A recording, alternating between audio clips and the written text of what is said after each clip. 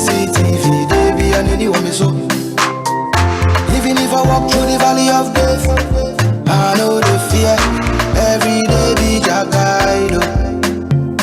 Yeah, yeah, when you be a Tonko na Ondo, on in the CCTV, they be and anyone me so. Even if I walk through the valley of death, I know the fear. Every day be your guide. Your guide. Nyame back up in the bomb and hobby. Timua, mo bomb and hop on mo farm and hot time. Mudidi masana mo bomb second. Mo mano, Thomas mo se me twe the botan wo do me. Between me the baby crown me fear. Charlie, be surround up me hwehwe ne media. Senior, e di baby crown bubu me ni chia. Wo nyame, wonso me mu anka ma ye hye mu chia. Wo me ni sa me to na mo no mo twa me to fe. Wo mutu me nku ne tema kome. Wo ne me kama fo wo ne makochem. Yes.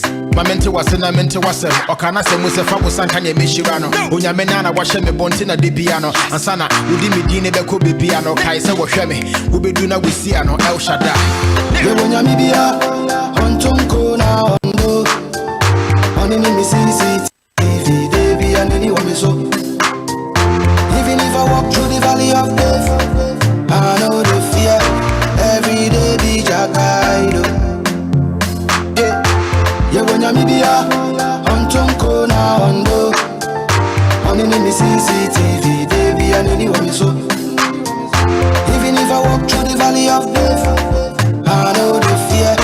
Every day be your guide, your guide. On in the CCTV, they be online, on mobile, and anyone me so. This is Starr. Broadcasting worldwide, online 24/7. Welcome. Yeah, when you be a Tonko na Ondo, on in the CCTV, they be and anyone me so. Even if I walk through the valley of death, I know the fear. Every day be your guide, your guide. Make you no cry, oh no cry, oh. Say you gon' be, make you still try, oh. You no drum on the oh. Gosh, shit no good, babe. I pity make you no cry, oh. Still try, oh. Say you gon' be, make you no cry, oh. You no drum on the me and die. Quite, I don't mean a song, I don't mean a dimmy, I don't mean a dimmy, cheating in China, cheetah. Don't mean a song.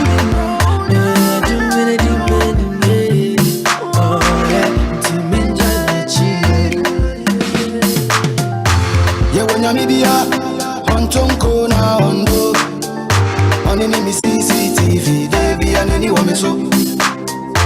Even if I walk through the valley of death, I know the fear.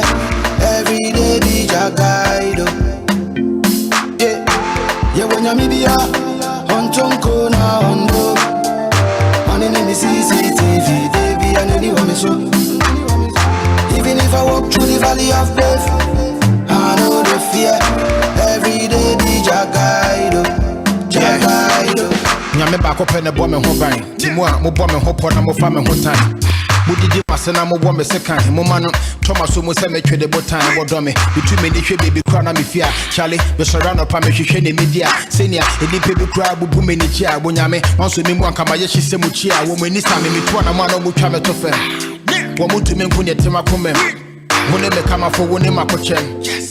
Mamente wasena mente wasem okana se mu se fa wo sanka nya mehira no onyame na wahye me bonte na de bia no ansana wodi me din ne beko bebia no kai se wo hwe me wo bedu na wesia no el shada ye wonyame bia Tonko na Ondo on in the CCTV they be and anyone me so.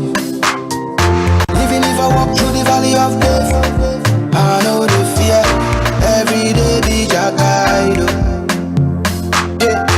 Yeah, when you be a Tonko na Ondo, on in the CCTV, they be and anyone me so. Even if I walk through the valley of death, I know the fear. Every day be your guide, your guide.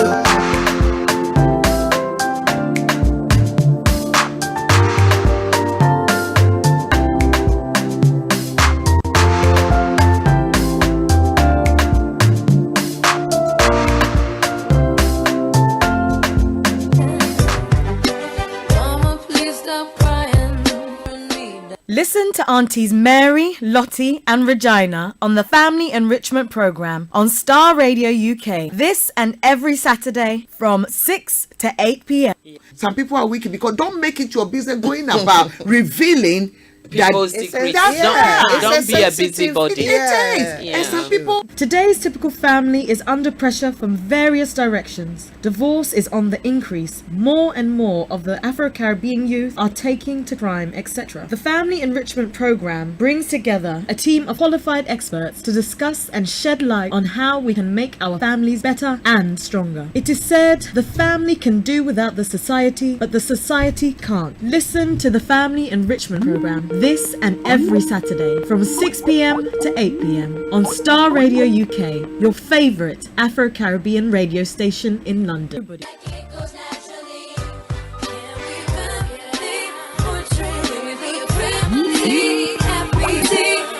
Download our app in iTunes and the Google Play Store.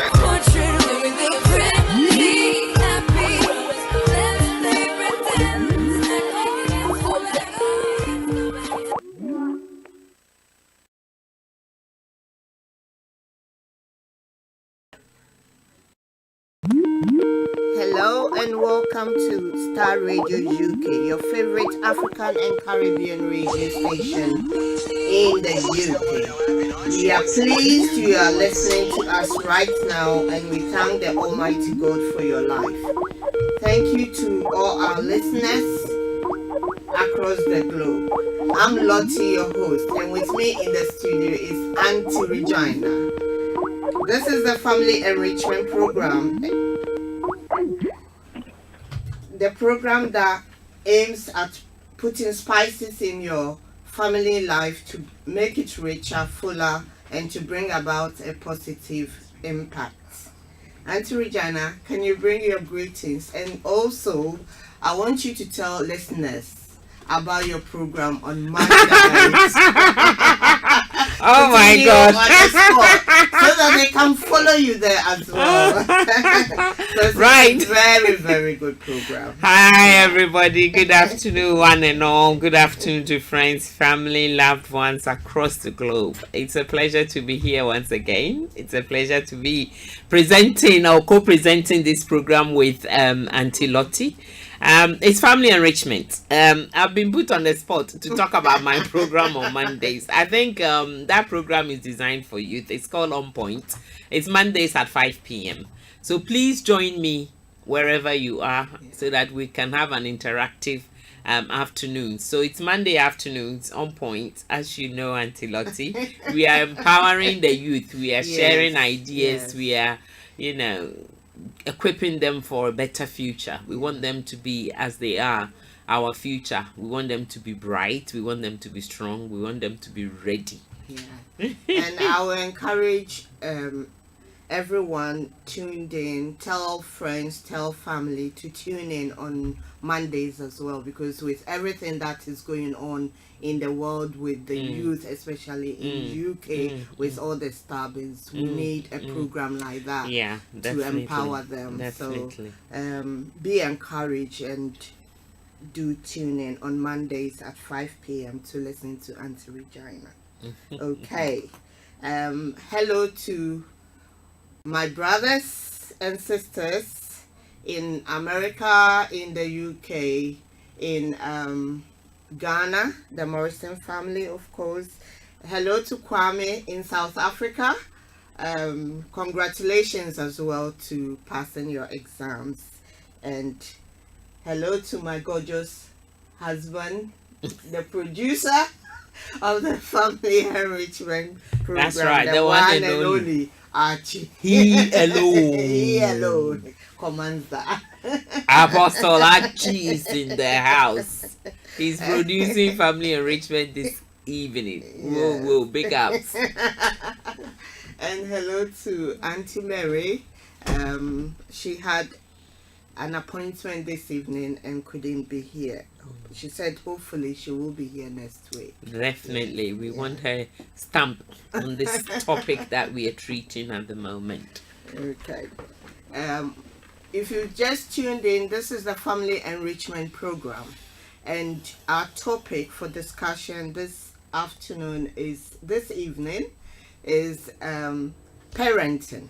Parenting. We started that last week, and we are continuing to throw more light on parenting, and we invite our listeners to call in on 0208 133 2257 or 0208 133 2258. To call us from US or Canada is 001 718 303 2737.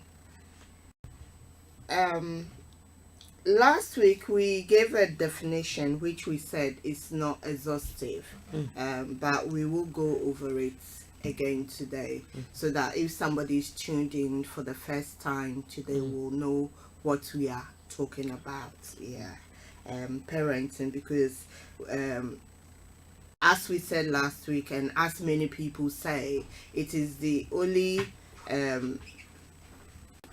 responsibility that you do not get any training, formal training on. And a lot of the time we hear people say that it is a very, very difficult job. So when we say parenting, what are we talking about? What is it all about? Auntie Regina, we hear people saying it's a difficult job, and we testify that it's an impossible task unless the grace of God comes along and help you, you know. But yeah, so when we talk about parenting, we are talking about a process of promoting, supporting the physical, the emotional, social, and intellectual development of a child from infancy to adulthood. And I would include in there the spiritual, because we are spirit beings.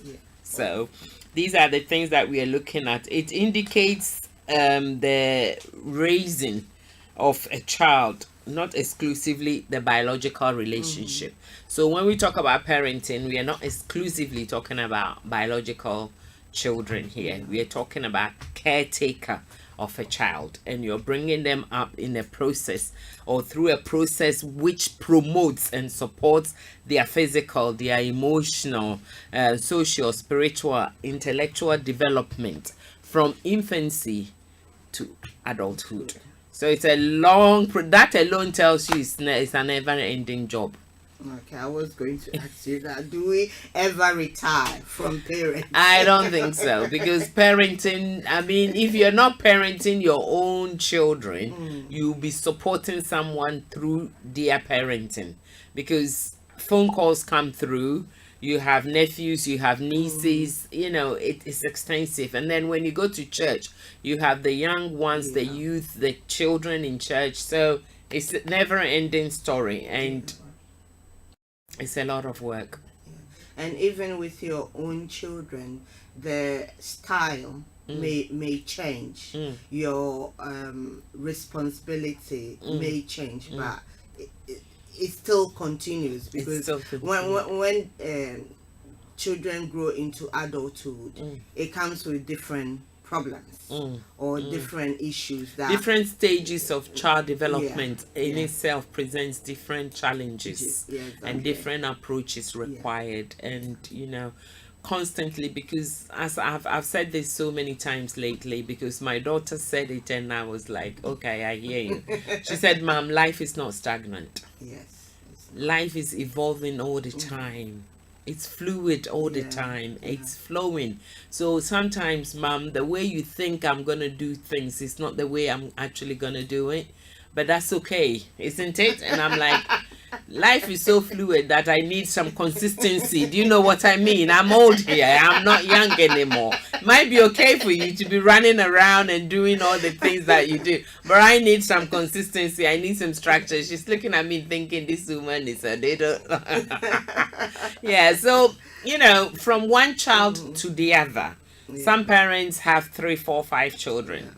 And some parents have more or one. But even from one child to the other, and from one season, one stage of development to the other, you have to constantly be so dynamic and evolving in order to keep up with the child and in order to keep that child happy, not happy as in pleasing, but happy as in fulfilling, so that the child will feel. And as we look at today's topics, and you see how we develop it, or the subtopics, you see how we develop it, because sometimes if the child doesn't feel a sense of fulfillment and what they call socially as a sense of belonging, then there are developmental issues, and that affects them on a broad spectrum. It affects their intellectual development, it affects their emotional development. They can become a different person. But if they have the right support, the right nurturing, because parenting, when we talk about this thing, we are talking about nurturing. You have to nurture that child. You don't have to force that child to something, mold that child to something. You nurture that child through a process of communication, love, attention, and all that, and that child develops. That's the key. Let the child develop, because if the child doesn't develop and you want to kind of force something on them, you actually oppressing them. You're not allowing them to be expressive. You're not allowing them to exploit things. You're not allowing them to experience things. And that's where some of us have gone wrong. Why we're doing this program, to help somebody. That is true. And also take things from our own upbringing and look at where we felt our parents went wrong and not repeat that, and where we've gone wrong to help somebody else as well. Okay. I just want to quickly find something. Go on. I'm just going to look for the word nurturing, because it's key. I'm just going to look for the word nurturing, how we can link it to there, because I think it's such a key word for us to look into it. I know what it means, and I think I know how we can apply it, and most people listening will probably know what it is. I want to look to see if I can find one or two words. Okay, go on then. Oh, are you waiting for me? Yes. Okay, while you're looking for that, I'll read the definition of parenting again, because I was going to ask us to go into the different types from the last point you made. Okay. Listeners, this is the Family Enrichment Program, and our topic for today is parenting. And as we said a few minutes ago, from the dictionary definition, which is we say is not exhaustive, it means that parenting is child rearing. Parenting or child rearing is the process of promoting and supporting the physical, emotional, social, and intellectual development of a child from infancy to adulthood. This is not exclusive to biological relationship. Although that is the most common form, it's not exclusive to that. Other forms could be an older sibling taking up the parental responsibility towards a younger sibling. Grandparents can step in, legal guardian, aunties, uncles, other members of the family, friends, foster parents, we've got adoptive parents, and an orphanage can take up that responsibility as well. So to do nurturing or to do nature is to care and protect. Okay. So while you're caring and protecting while the person is growing up, while the child is growing up. So it's the action or process of nurturing someone. And then the other words that goes with it is encouragement. Encouragement and promotion and fostering, development, cultivation. Okay. And then furtherance. So to further somebody and to advance somebody. See, to advance somebody. So bringing up your child is not oppressing your child. You need to advance them. There's a lot in there. I'm telling you. There's a lot in the nurturing. And I think if we dwell on it, then we'll know why. And also how to bring up children, because all these factors, all these words in there are key to to a child's positive development and becoming fruitful in life and thriving in life. Because if we are always domineering, authoritative, it's my way or no way, we are not allowing the children or the child encouraging for them to flourish. So we should be mindful of that. Okay. Shall we look at the different types of parenting and see if we can link it to our own experiences or somebody's that we know out there, to give some practical examples? When I was looking at the different styles of nurturing, I was trying to see where I fall in, but I'm not going to share that. I do the same, and I'm definitely not going to share that. I think I fall between the first three. Okay. A combination of the three. A bit, a bit of this, a bit of that. Definitely not the fourth one. I would be horrified. Definitely not the fourth one.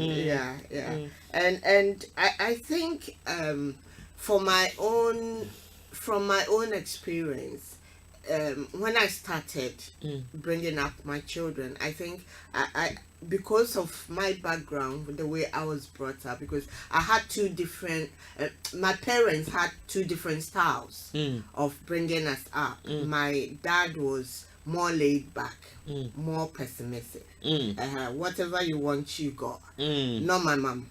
My mom was about discipline, boundaries, and making sure that you are respectful, you're obedient, and all that. So, with the two different styles gave me a balance. And I always say that had it been just my dad, I think I wouldn't be where I am today. And had it been just my mom, I wouldn't be where I am today as well. But the two different styles gave me a balance.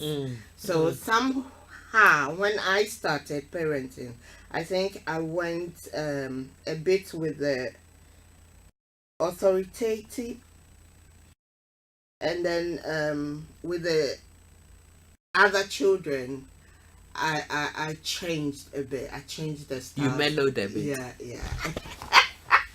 Because I saw that the first one wasn't working. It wasn't working. It was rather creating problems. Isn't that an interesting concept? You see, you do something and you realize it's not working and you change. But when your child asks you that what you're doing with them is not working, you're reluctant to change. Do you see where I'm coming from? And when your child is asking you for something different to what you want to give, our natural tendency is to say no. Naturally, because your mind is made up. Sometimes even social factors like financial issues and things like that, your mind is made up that this is all I can afford. And it's okay. We are not criticizing, because at that point in time there are other factors that are coming in. But the fact that you've made up your mind, and the fact that your child is disputing that decision and that concept or that approach or that attitude, that alone can create tension, and it can destroy a beautiful relationship, or it can become an issue. Because children, as we would at some point look at how children interpret and interact with the world that they live in, they tend to see anything that is negative consistently being said no to creates a kind of rejection, a barrier for them, and they go into a withdrawal mode, and things become different for them. So it's interesting. I've learned a lot, and I don't know what's happened, but I've learned a lot lately, and I've looked at certain things, and I'm thinking, okay, the only way I can maybe change those few things is to put the message out there. That's why I get a joy when I get invited to come to this program, because somebody listening this afternoon, maybe you are where we are, or we were a few months ago, or a few years ago, and it's an opportunity for you to reevaluate what you're doing. We tend, because of social pressures, because of life circumstances, life situations, we tend to stick to something that we can even see that it's not working. Yeah. But there is no harm in being a bit flexible. When I did a bit of research, flexibility kept coming up. Flexibility kept coming up. And I think in life, we all have to learn to be a bit more flexible. Yeah. Because when we are so rigid in our way or in our mindset, in our attitude, in our approach, we don't realize, but the people around us can be receiving it negatively. And sometimes that can have a negative drawback. Yeah. So let's learn to be flexible. I like the word now. I'm flexible. Within limits, of course. Yeah, within limits. And that's what the different styles say as well, that you can't go one way too much. You have to have a combination to have a balance and to have a good form of nurturing. Otherwise, it doesn't work. No. Because would you go to somebody, you said when a child hears no all the time, they withdraw. And it's understandable, because if every time you go and ask for something, or you're talking to somebody and they are not valuing what you have to say, will you be going back? No. You wouldn't. And that's the natural response for a child to do, without being able to come out and express it very well. That actually, I don't know, I don't like the way you are doing things, and maybe we don't even give them that opportunity for them to be expressive. So. We don't. And sometimes when the child interprets things so negatively, they don't have the maturity to step back and approach you in a manner that is calm. They may just respond, and the children that we have here in Europe and or in England here, they'll respond one word with 100 words, and sometimes you don't even hear what they are saying. They say it so fast, so soft, so gently that it even irritates the parent even the more. And if you're not careful, that alone. So no, we don't. The children don't have the maturity, the understanding to even. And sometimes they don't even care that you cannot provide what they are looking for. Josephine said it to me yesterday. You are my mother, right? You need to provide. It was a question because she was doubting, if I'm a mother, why am I not providing? And I'm like, okay, so this week I've provided X amount of money. I mean, £100 a week is a lot of money for one girl. So, you know, how much more can I give you? And she said, but you're my mother, right?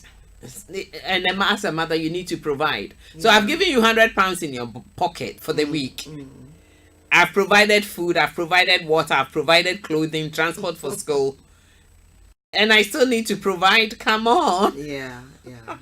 But I'm just I having to share this very quickly. But that's what I'm talking about. So I have to find a way to say, okay, for the other bits I gave you because I know what you're using the money for, and it's needful. I would not rather have you go out there and do something silly. So I've bent my back, I've done what I can, I've given you. But that doesn't mean it's an empty, bottomless wallet, you know, where there is an never-ending supply. So when I then turn around and said, okay, this week is enough, let's wait for next week and then we look at other things. But you're my mother, right? And you need to provide. And I'm like, get out of here, get out of my face, because enough is enough. So sometimes you have to step back. You know, the attitude, the mentality, the understanding of a child is completely different. And we've said it. Don't go and discuss your financial challenges with your child. Your child is not your financial advisor.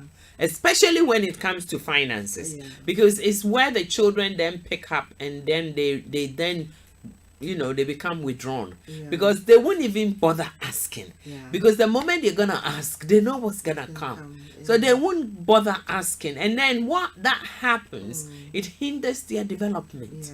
So even when they're out there and someone is giving them something, they find it difficult to accept it.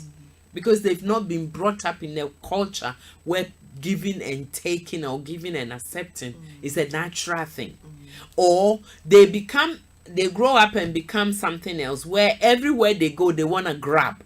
they want to take because I was deprived as a child. So this is my opportunity. I must go everywhere and rampage and everything. Do you know what I'm saying? And forcefully and by deception or whatever, they just want to take because they were never exposed or had the privileges or had the opportunity to experience an environment where giving was natural, limits were there, and sometimes you wanted, you couldn't have, but you survived. So now if you don't have, you can still survive. You know, these things, it is key. It's so key in a child's development, psychologically, emotionally, intellectually, spiritually. It is so key because if they don't have it, then there is a deficit. And they overcompensate this by doing a lot of things, which, you know, sometimes socially is unpleasant. So looking at the different definitions, as researchers have identified, there are 4 types or 4 forms of parenting styles. And those are the authoritarian, authoritative, permissive, and uninvolved. So those are the 4. And I think the first one, which is the authoritarian parenting, they have some questions they ask, and to help somebody, you know, for you to understand if you're not already vested with the information, there are a few questions they put there, you know, like, you believe kids should be seen and not heard. I mean, in English society, that statement is so key. I remember a household that I once lived in, not mine. This is a disclaimer. This is not my household, but a household that I once lived in. You have to go back home. So that was so key. That was so key. That was topical. Every parent would make it clear that children are meant to be seen and not heard. So the children come in and they have to kind of quietly walk up the stairs, go to their room, spend time in their room. So if you're a parent where you think this is how to bring up a children, then you are falling, or you are part of the authoritarian parenting. When it comes to rules, you believe it's my way or no way, or highway. My way or highway. Put your hand up. This is authoritarian parenting. You don't take your child's feelings into consideration, which is what we are talking about. You don't take your child's feeling into consideration. So if you fall into this, or you think these are benchmarks for bringing up or parenting a child, then you lean towards the authoritarian parenting style or form of parenting, which doesn't sound pleasant. That children can be themselves in their own home at all. I mean, it's very authoritarian, isn't it? Children are meant to be seen and not heard. And I think it's a phrase, and it goes back many years. If you like movies like what do they call them, Oliver and things like that, then you would know that was what it was all about. So Oliver, the story of Oliver, those days, the children are shipped off to the boarding house. When they come home, even David Copperfield, that's a story. David Copperfield was brought up by a step father. The mother became unwell, and you know that kind of parenting, very strict, very strict, very strict. There are chores to be done in the morning before a child gets a meal. You know, and that was then, but that's what we're talking about. So you know, some of us would say my way or no way. You live in my house, it's my rules. You have to do what I say, or the highway. Which means some people have put their children out. You know, some people have put their children out. I'm not criticizing. I'm just asking everybody this afternoon, let's reevaluate our parenting style for the benefit of our children. That is what it's all about. It's no more about you. It's about the child, their development. And if it's about their development, it's about their advancement. It's about encouraging them. It's about promoting them and giving them the opportunity to thrive. We live in a world that young children are becoming multi-billionaires. That's the kind of world we are living in. 19-year-olds, 20-year-olds. I mean, the week before, this girl in America from what do they call, reality family show, I don't want to mention her name. She sells makeup. She does lipsticks and all that. I Yeah. know who you're talking about. She's becoming a billionaire at the age of 18. Okay. A billionaire, not a millionaire. Billionaire at the age of 18. She's amassed wealth from her gifts, from something that she was passionate about. And we are still insisting that our children must be trained and go to school and get education. I'm not criticizing that either. I'm not putting that down. I'm just saying, if we are parents, we need to reevaluate our style, our skills, even our mindset regarding bringing our children up. All of us, including me, wants our children to be doctors, lawyers, and that's about it, isn't it? Pilots, engineers. We don't even want them to be writers. But people have made billions from writing stories. People, I mean, Walt Disney has made a name for generations to come. What about this popular UK writer that she started in a council flat and J.K. Rowling. I mean, that's what we're talking about. She's multi-millionaire. Do you know what I'm saying? So we have to reevaluate, as you said, because times have changed. Times have changed. When we were growing up, our parents encourage us to go into these fields, be a lawyer, be a doctor, and all the other and the ones that couldn't go academic way, hairdressing, dressmaking. You were looked down upon. But we've got hairdressers who are millionaires. So have their own products.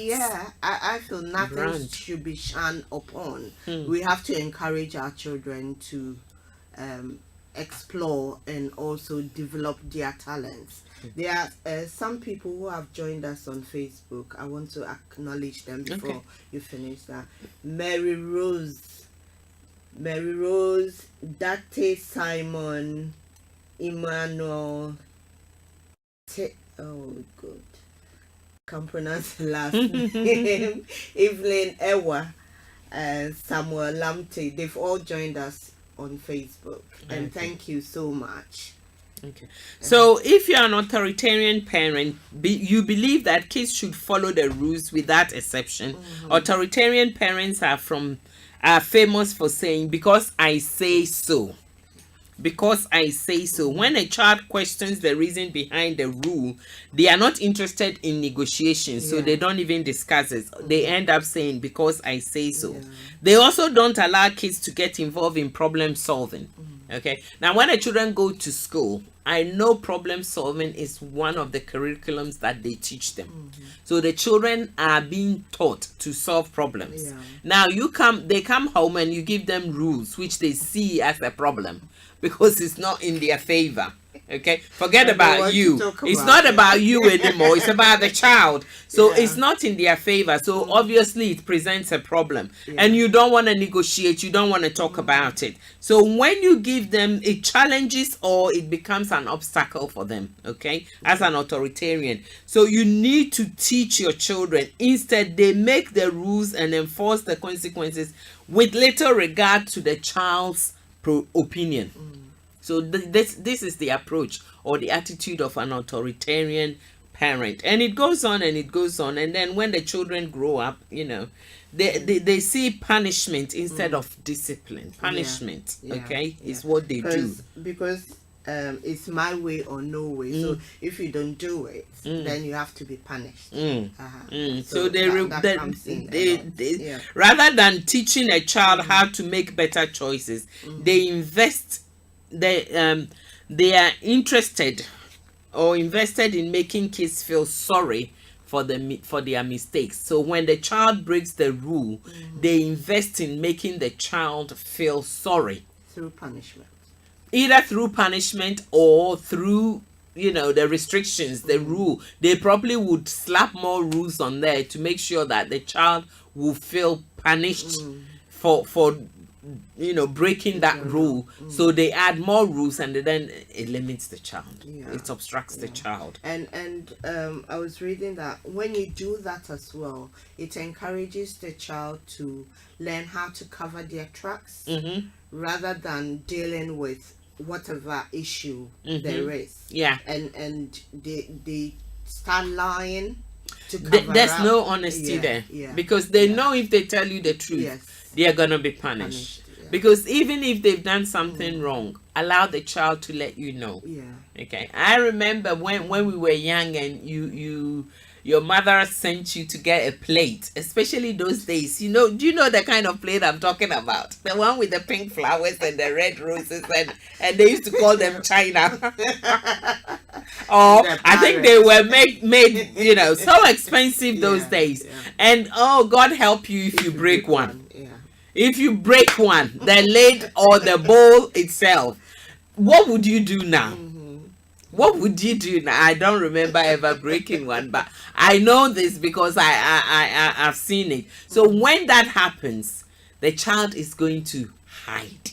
They're not going to tell you the truth. They probably will just package the whole thing and push it back under the bed as they were kept those days, and push it back down there, and then quietly. So by the day the mother goes to go for that bowl, the bowl is all cracked up down there, and then whoa, there's fire in the house, and then nobody owns up to it. So if there's 4 children in the house, everybody is gonna be punished for it. Do you know what I'm saying? And therefore the child learns to cover their tracks. They are not honest. They are not able to express themselves. They cannot develop. And they don't, you don't encourage them to be what they can become. So if the child has done something wrong, so what? It's not the end of the world. And if the atmosphere, if the room has been created for honesty, for the child to feel at liberty to express mistakes, they wouldn't feel that way. They won't feel guilty, frightened, fearful, and they will come clean.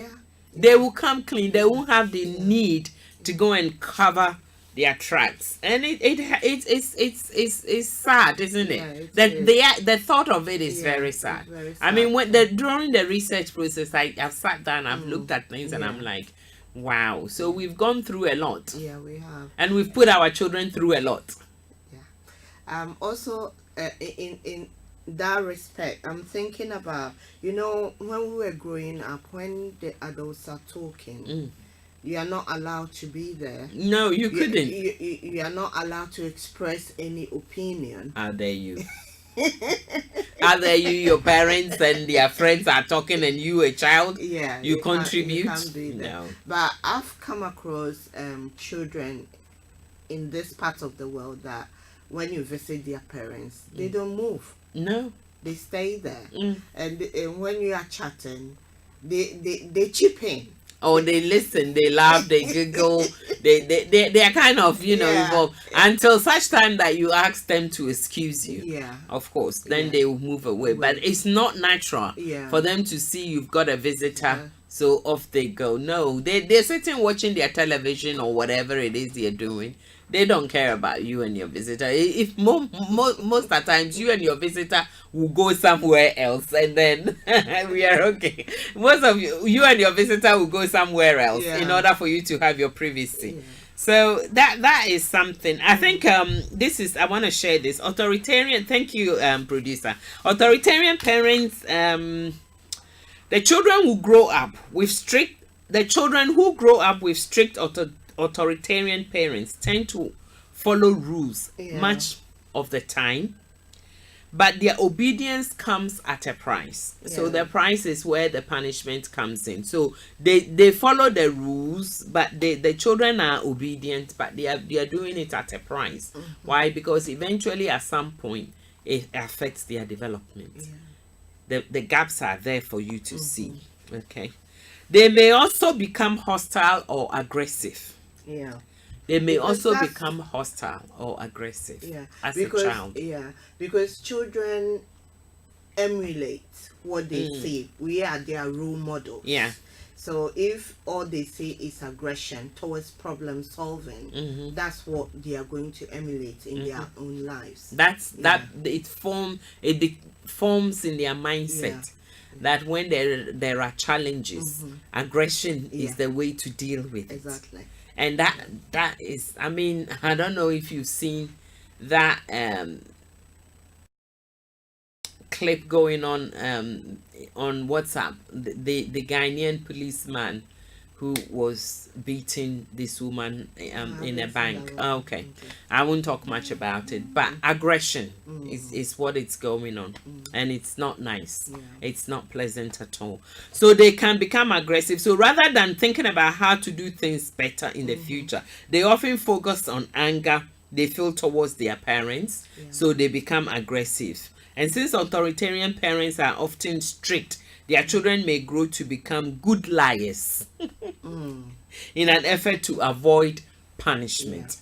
So that's what you're doing if you're an authoritarian. If any of the prompts that we read, it may not be the same words that you may use, that children are meant to be seen and not heard. You may not say that, but like we are saying, you say that if you have visitors, my children are not supposed to be here. So instead of saying to the child nicely, would you excuse us?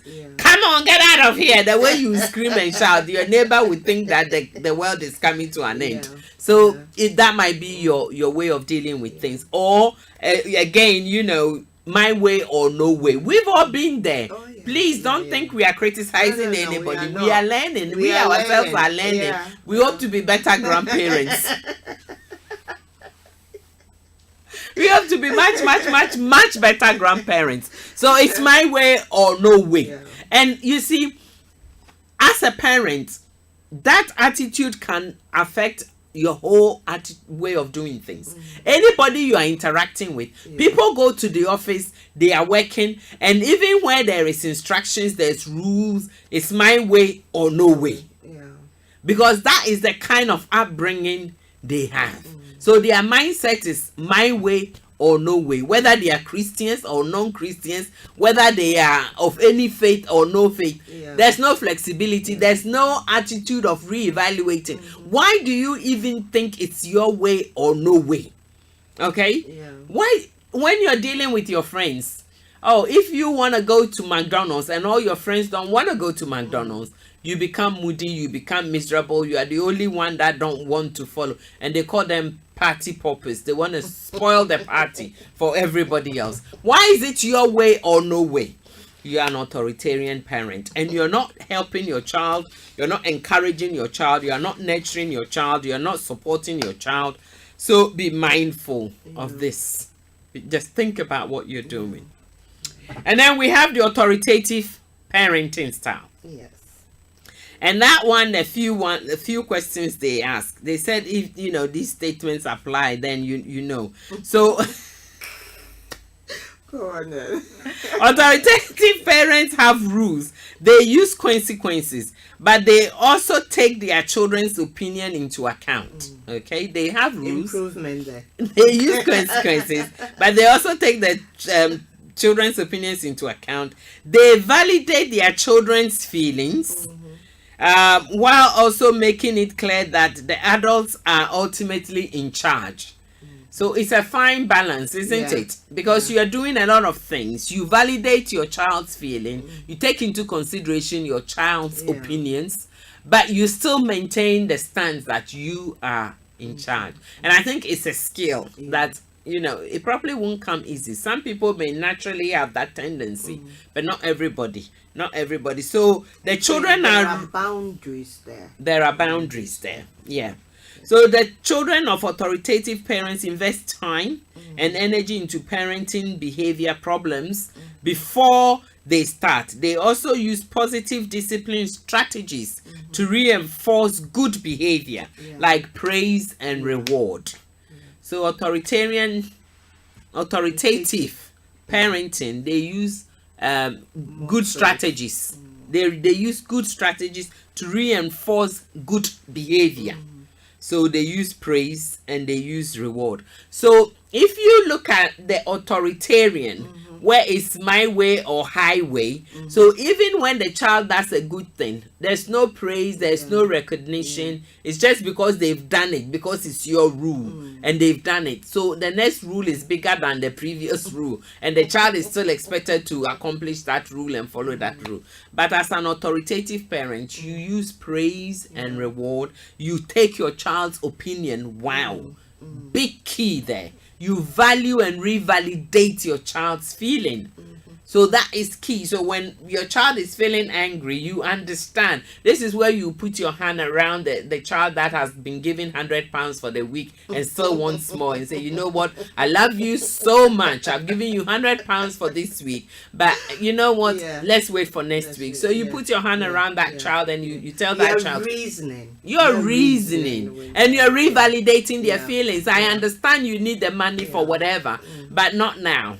And again, you are even teaching them delayed gratification as well. They have to wait for sometimes, not every time, but sometimes. So you teach them these skills and you're helping them to develop. It's key. You're cultivating some sense of value in them that it will support them, it will sustain them a lifetime. Because if everything that they are asking for you give, or you don't explain why you cannot give, you're not teaching them anything. So no negotiations. No negotiations. So it's a good type of parenting, that you are taking your child's feelings into account. You are listening to them. You are showing that you value their opinions, but you are negotiating. You are reasoning with them, and you are praising them. And by doing so, it doesn't warrant you to use punishment. No. More as compared to the authoritarian style of parenting. And it helps the children to develop and to thrive. It says that children raised with authoritative discipline tends to be happy and successful. Okay, they are also more likely to be good at making decisions, because you're teaching them from they are more likely to be good at making decisions. That is insightful. And evaluating safety risks on their own. So they are able to make decisions based on the information they have, and they are able to evaluate risks. And they don't need you. Once they've grown up, they don't need you. And we know we have some children and we call them mommy's boy, daddy's boy, and all that, because everything goes back to mommy, everything goes, and then when it gets to adulthood where you need them to make a decision as a spouse, they are still consulting back home. We have discussed all that. Let me not go further. Let me not go further. So, it's good. Researchers have found that kids who have authoritative parents are most likely to become responsible adults who feel comfortable in expressing their opinion. So maybe we all need to take a leaf of that into our parenting skills. Which is good. This is good. It's important. It's important. You don't want your children. Sometimes they say that this person is overconfident, or they think they know it all. No, sometimes it's because they've had a very good upbringing, and sometimes it's because they have developed, if you like, in a balanced way. Okay. And they have self-esteem. And they are able to make decisions. They don't need you. Do you know what I'm saying? They are able to make decisions because they can think and reason around, taking other people's feelings and other people's opinions into consideration, because that's how they've been brought up. In a home where they were valued, their opinions meant something, their feelings were revalidated, so they felt a sense of belonging, part of the community, part of the home, part of the society, and therefore when they grow up, they cannot just go out there and become authoritative. No. They will still have that values, and they'll take it out there. And little by little, the world becomes a better place, as Michael Jackson sang. Little by little, the world becomes a better place. So don't destroy your child. That's the only way I can put it. Don't destroy your child. Okay. Just hearing that, it's enjoyable. To if you are a parent and your child grows up to be what you've described, you'll be proud. Definitely. You have a sense of achievement. That you've done a good job. Definitely. I mean, if you take the two children, one that lies, covers their tracks, not able to express themselves, and then this child is comfortable, feels valued, is validated, recognizes, able to make decision, which one will you choose? Stand on their own 2 feet. Which one will you choose? I mean, just think about it from that point of view, because that's what you're dealing with. You may not think much about what you're doing now, because now it's about you, but what you're making a mistake, because it's about the child. Whatever you're doing as a parent now is about the child. And I think you know, sometimes as a parent we put too much pressure on ourselves. We are parent. And during my research and reading around, I realized that, as we've been saying, parenting is not the only responsibility we have, that there is no formal education or any skills lab or anything for you to go to. So most of us are parenting from our own background, how we've been brought up, and sometimes how we want to see our child develop. Some parents have insisted that their child become a tennis player, a footballer, and they will push the child. No, you have to go that way. You know, you have to go that way because of their vision for the child. We are parenting, as the Bible says, train up a child in the way he should go. Train. So when we talk about the train, we are talking about nurturing, and when we talk about nurturing, we are talking about encouragement, development, cultivation. You're cultivating the abilities, the innate abilities, the natural attributes that this child has been blessed with to become influential in society. And okay, parenting can go wrong. We know that. We will look at that at some point. It can go wrong.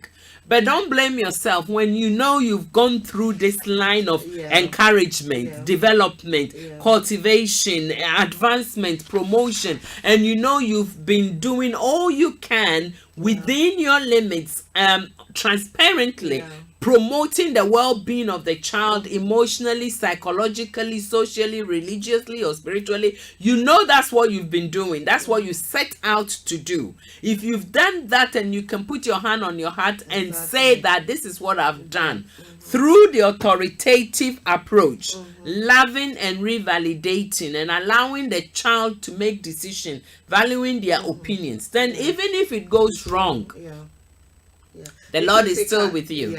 It can go wrong. It can go wrong. It can go wrong. But if you do it and do it well, and it goes right, and there's no wrong there, then you can imagine how well that you have done. I think we need a quick commercial break. We need a quick commercial break. Then we will come back with the other two, and then we will continue from there, because otherwise I'm gonna talk too much. And I don't want to be the one talking too much. I want you to talk as well. But somebody needs to take a leave from here. Because don't beat yourself up. If you're listening to us this afternoon and you and your child are not on the same wavelength, maybe this will help you. Okay. Just sit down with your child and say to your child, okay, I see we are not going on well.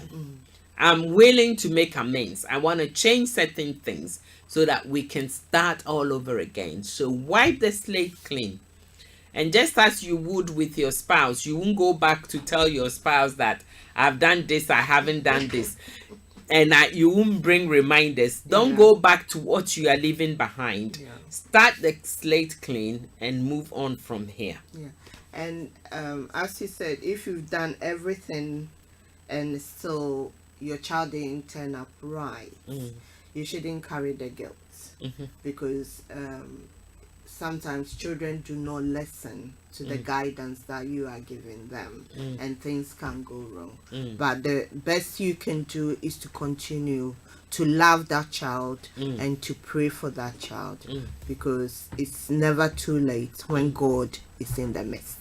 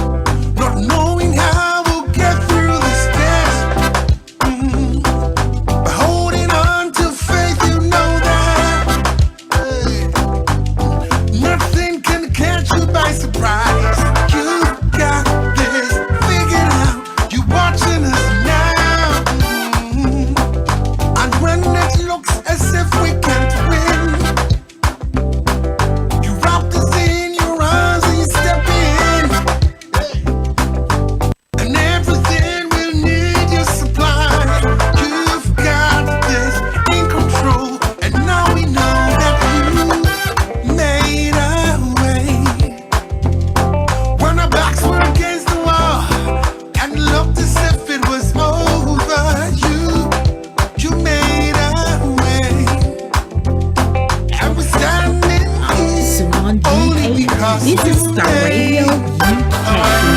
African. This is Starr Radio UK.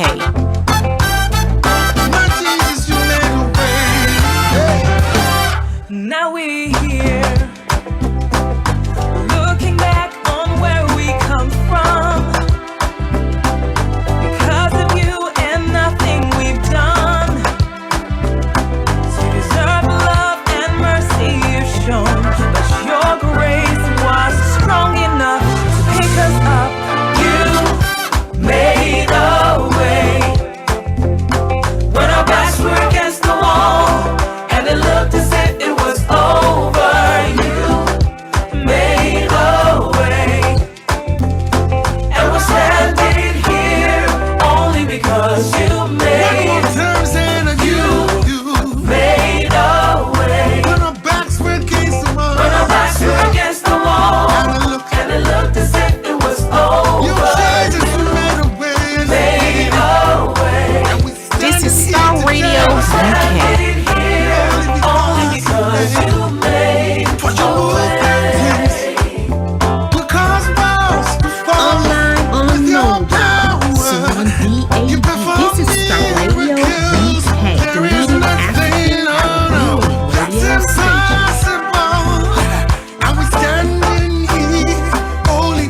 station. You move mountains. Cause to fall with your power.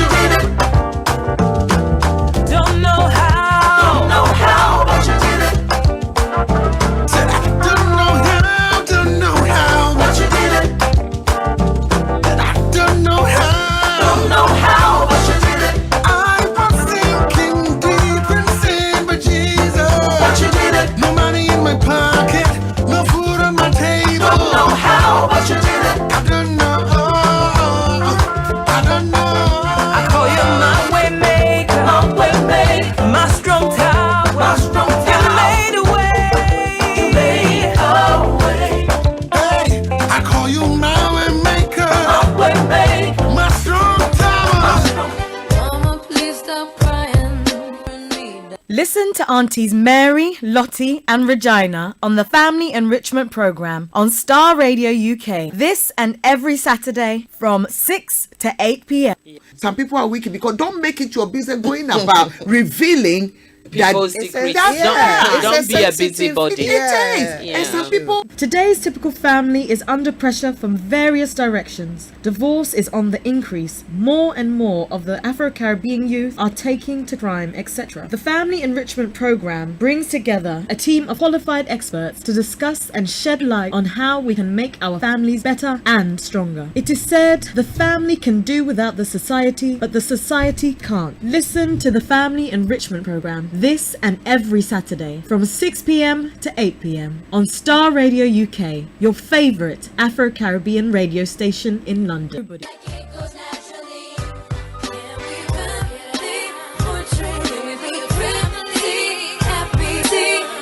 Download our app in iTunes and the Google Play Store.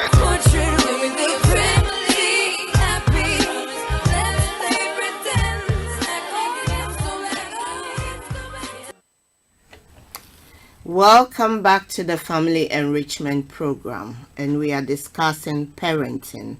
I'm Lottie, and with me in the studio is Auntie Regina. We've looked at what parenting is, and we've looked at the different styles. We've talked about authoritative parenting and authoritarian parenting. And we've compared the two, and we are saying that it's no brainer that most parents should strive towards using the authoritative style, because that allows you to encourage, to nurture your child, and for you as a parent not to think that it's about you, but it's about your child, how you are preparing your child for the world out there, to be a better person when they grow up, to be able to make decisions, to negotiate. You are instilling in them, you're teaching them skills that will equip them for adulthood. So the authoritarian style, which dictates and no negotiation, not taking your child's feelings or opinions into account, but it's your way, or as Auntie Regina says, highway. So we should evaluate. We should evaluate our styles of parenting and put the child at the forefront and nurture them, give them love and encourage them, communicate with them. Don't ignore them because they are precious. And you only have them for one season. Only once they grow so quickly. There are people that I've met who've had babies. I saw one lady at work, and the last time I saw her before this Thursday, she was pregnant, and I saw her and I said, "Oh, how are you? You've had the baby, and what did you have?" And she said, "It's been a long time since you saw me. The baby is 14 months." And I was like, it feels like yesterday. They grow so quickly. So let's enjoy them. Let's teach them good values and instill in them good skills. Cultivate. Cultivate the right attitude and environment. Foster it as well. You cultivate it, you foster it, the nurturing aspect of it, so the child can thrive and develop. And be a positive member of society. Just because you've experienced negativity doesn't mean you go around making everybody around you, including your own children. Okay. Yes, it is sad. Deal with it. You're an adult. Move on and allow your children to develop and become what God wants them to be, you know, and let society even value them as well, because we see children who are unruly, who are, when your child is a liar or that your child cannot be trusted, let me not even use the word liar, but when your child cannot be trusted, they themselves they find it difficult bonding with other children. Other children don't want them around them because they're not dependable, they are not trustworthy, they're not reliable, because that's what you're doing when your child is having to cover their tracks and lie. So every time, let me not carry on. Let me not carry on. As we be closing earlier than our normal time, let's look at the other two styles of parenting, and then we'll continue next week. Next week. Okay, so permissive parenting is the third. So we are looking at parenting style. This is what the researchers, the experts in the field of parenting have come up, identified through research that this is what is happening when people are, doing this task. They are parenting. These are the categories that they fall into. So it is this is the science has gone in here, and this is what they've come up with. So permissive parenting, which is the third on the ladder of the four parenting styles or approach, is permissive. And if any of these sounds familiar, then you come under this category. You set rules but rarely enforces them. You don't give out consequences often. So when there is disobedience, you don't give out consequences. You set rules but you don't enforce them. So you might as well not have any. You think your child will learn best with little interference from you. So you leave your child to their to own, do whatever. and you know they do whatever they want to do. So permissive parents are very lenient. Okay, very lenient. They often only step in when there is a serious problem. So that's a permissive parent. Yeah. You set rules. You know there has to be rules. You think about them. You lay them down. You communicate them. You probably let your child know that there are rules in this house. But when the rules are broken, you turn a blind eye. Yeah. You don't do nothing about it. No questions asked. No, you know, No consequences. No Yeah. nothing. No discipline. Yeah. No Can you discipline. imagine if both your parents are fall into that style of parenting? What sort of child will you come out to be? The ones that throw tantrum, because that's what happens. Yeah. When you're very lenient, they are quite forgiving and they adapt to attitude of kids will be kids.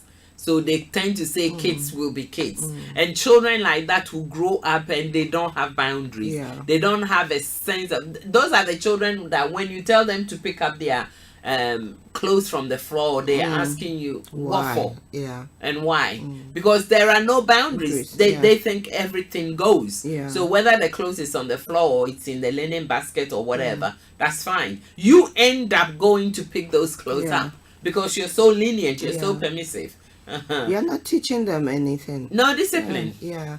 And sometimes when there's a gathering, you see some children, the way they behave, and the parents are around and they don't bat an I saw a eyelid. little child, maybe 2 years old, in public. The mom is holding the child in her lap, trying to communicate something with the child to say, stop misbehaving in public, stop embarrassing me in public. A little child slapped the mother on the face No. so hard that the mother was shocked by it, and she went into fight or fright mode.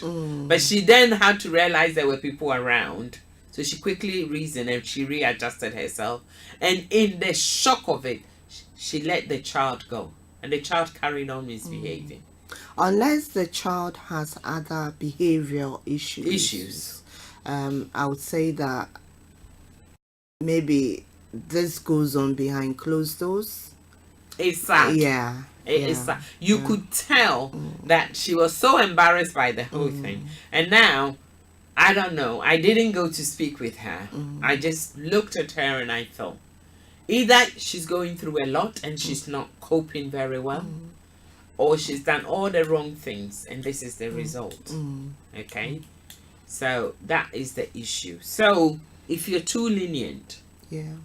sometimes it comes at a cost, and it can be a cost. So they adapt the attitude that kids will be kids. When they do use consequences, they may not make those consequences even stick. So they may say, okay, because you've done this, I'm not going to do this. But they don't even make it stick. 5 minutes later, they've forgotten all about it. They'll do whatever they want. And then, you know, they may even give back privileges they've taken from the child for misbehaving or for not sticking to any of the rules. Because they are not reinforcing the rules or they are not enforcing the rules. They take the privileges away, but they quickly give them back. So the child don't realize the need for them to learn anything and become more disciplined. So permissive parents they usually take on more of a friendship role. So the child is more of a friend. So when the child does anything, I mean, as a friend, what can you do? You can't control your friend, can you? You cannot enforce your ideas on your friend, can you? You may even not agree with your friends all the time, but that's fine because they are your friends, but not your child. Your child is not your friend. Not your child, okay? You have a responsibility towards that child. And if we are thinking about the nurturing, where you're cultivating morals and values and instilling them in a process of bringing them up, you're instilling these ideas in them, then they're not your friend. No, you're developing their character. You can have a friendship with your child, but they are not your friend. No. So you don't discuss your financial matters with them. You don't discuss your marital issues with them. You don't discuss your challenges at work with them. Yeah. They are not your friend. they are your child and you are the parent. Yeah. You may be permissive, but you know, kids who grow up with permissive parents are more likely to struggle academically. They struggle academically. They may exhibit more behavioral problems, like they don't appreciate authority. Yeah. It's not surprising, is it? They don't appreciate authority because they don't it's a foreign concept to them. Yeah. They don't understand where you're coming from as a teacher, as an employer, and they are an employee, and you're telling them they've got to be there for 9 o'clock. They don't understand that concept, so they're always running late. Yeah. They don't have a sense of discipline of any kind in their life. No structure. There's no strategies. There's no discipline. There's no self-control. No, nothing. You know, no, nothing. And they think they are the ones that know it all. So that's the kind of child you are releasing into society for us to go and deal with. And it comes back to bite you as a parent, because when they are older, when they are adults, they are not able to move on, and every time they come back. Because when the world hits them in the face, and it says they often have low self-esteem, and often they resort to a lot of sadness in their life. So when the world hit them in the face, and the reality, they get a reality check. And they realize, I'm not coping. Yeah. I can't cope. Because that's what happens. They can't even survive in a one room. They don't know how to organize that room in order to live in it. Yeah. It's full of clutter everywhere and chaos everywhere. So their room is chaotic, their life is chaotic, their mind is chaotic. The whole world around them is falling apart. So that's a permissive parent. And then we have the uninvolved. The uninvolved parenting. Last but not least. That is the uninvolved parenting. I'll leave that one for you. I leave was that one for you. shocked when I read that, honestly. How can you be uninvolved?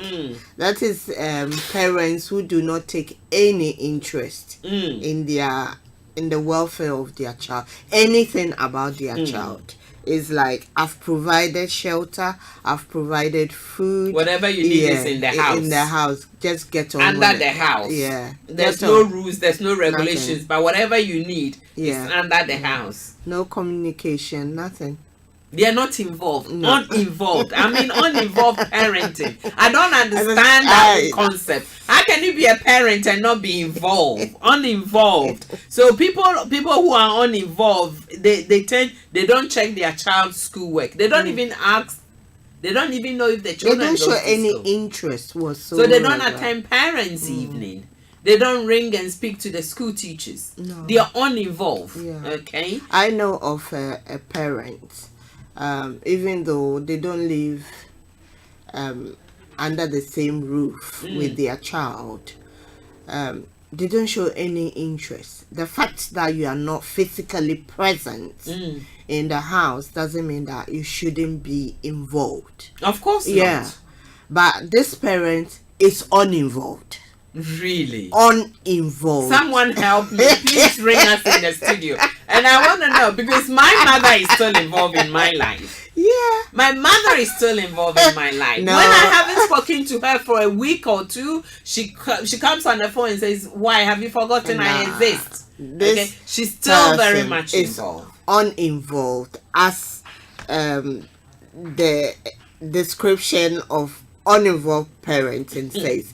He is uninvolved.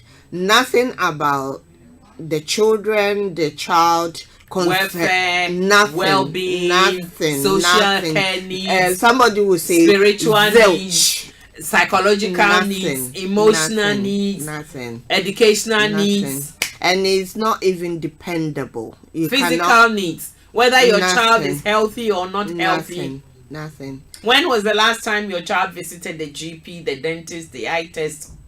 That is uninvolved. Doesn't know anything. Do you know if your child has had a bath today?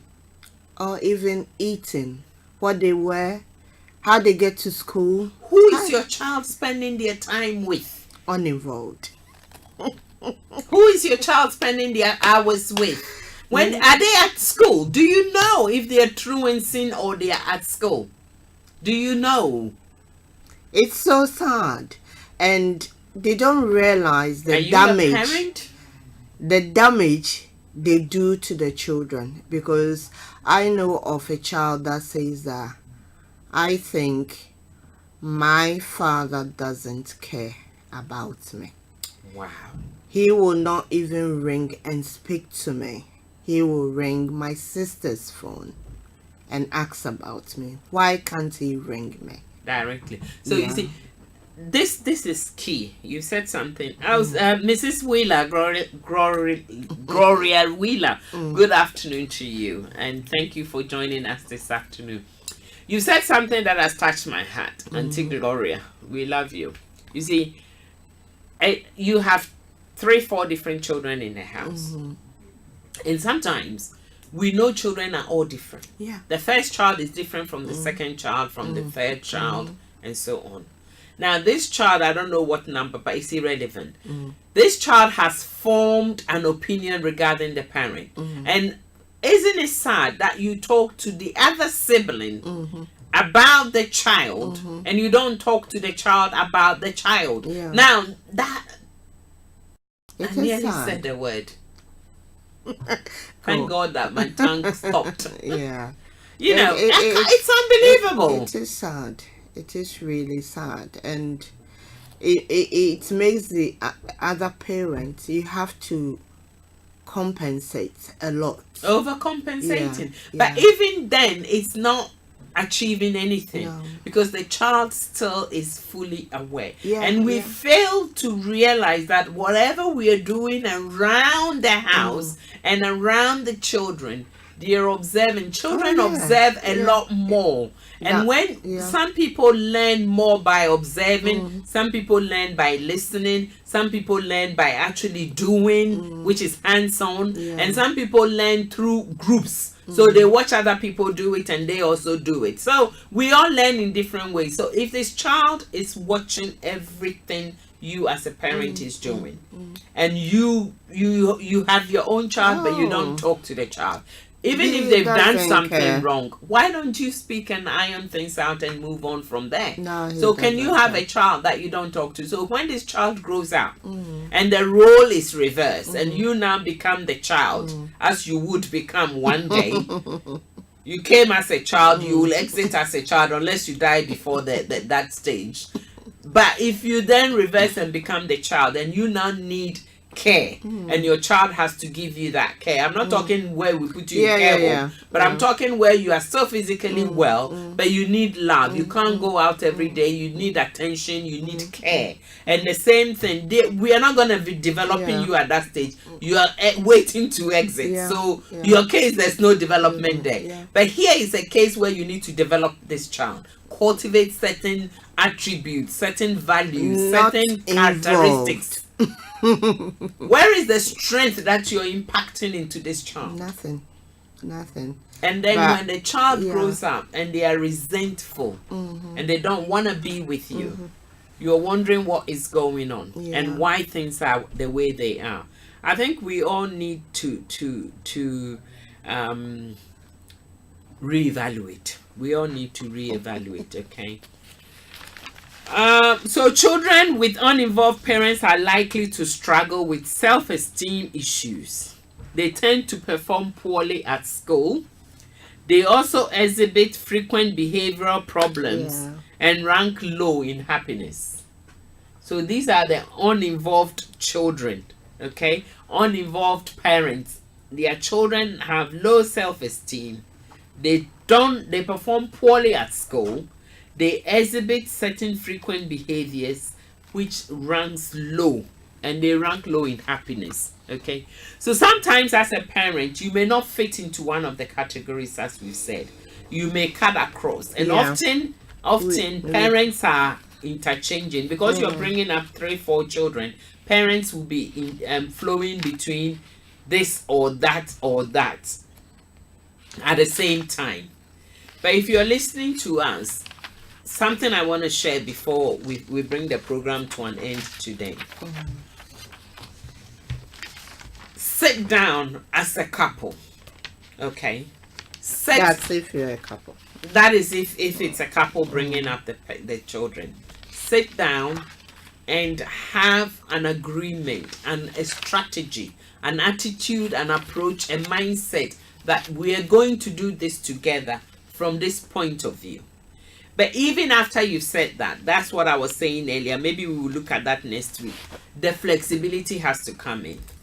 The understanding has to come in. The communication has to come in between the two of you, if it's a two-parent family, and then with the children as well. So sometimes the children also have to be flexible with their attitude and their approach and their understanding and all that. But please don't beat yourself down if you're not there. But if you are doing the wrong thing, look to do the right thing. Yeah. Strengthen your reins, get your loins, stand up with your backbone in place, and say to yourself, okay, I'm going to reevaluate and I'm going to do something different. Okay. You've acknowledged Gloria Wheeler. That's right. Yeah. And Mary Rebecca Berland joined us on Facebook as well. Okay. So we'll bring the discussion to a close, and I hope our listeners have enjoyed the discussion as much as we have in the studio. Yeah. And we have a lot more to share, but unfortunately, because we've not even touched on the ethnicity side of parenting, how ethnic cultures and different cultures kind of, interfere or influences our style of parenting. And as parents, we listen to what other people are doing and we want to copy them and bring them home. Maybe we can do that next week. I don't know. Okay. God willing. God willing. We'll see about that. So today we've talked about the different styles of parenting, and we've zeroed in more on nurturing. That bringing up children is not about you as a parent, it's about what you are instilling in that child to grow up to be a good citizen, a good person within the society, allowing them to be develop to be who they are, the natural skills, the values that you are instilling in them to be positive human beings in society. And we've said that if you are more of an uninvolved parent, please refrain from it, because you are not doing the child any favors whatsoever. And most parents fall within the three different styles, and having a bit of this, a bit of that, creates a balance, a good balance, and allows the child to develop well, to have a sense of value in themselves, and be able to make positive decisions, to negotiate, to reason, and to be able to stand on their own 2 feet when they grow up. But if you've done all that and sometimes things go wrong, don't beat yourself up. Don't go about feeling guilty, carrying the guilt, because sometimes, as much as you do your best, children do not listen to instructions from parents. And some parents may bring up children that have not turned out so well. Other parents may bring up children that have turned out very, very well. But whatever your situation, still depend on the Lord, because we say children are a gift from God. So if something is not working well, take it back to the Creator, which is God, and keep praying. So we hope you've enjoyed it, the discussions, and you join us again next week, God willing. So take care, and bye-bye for now. Love you lots.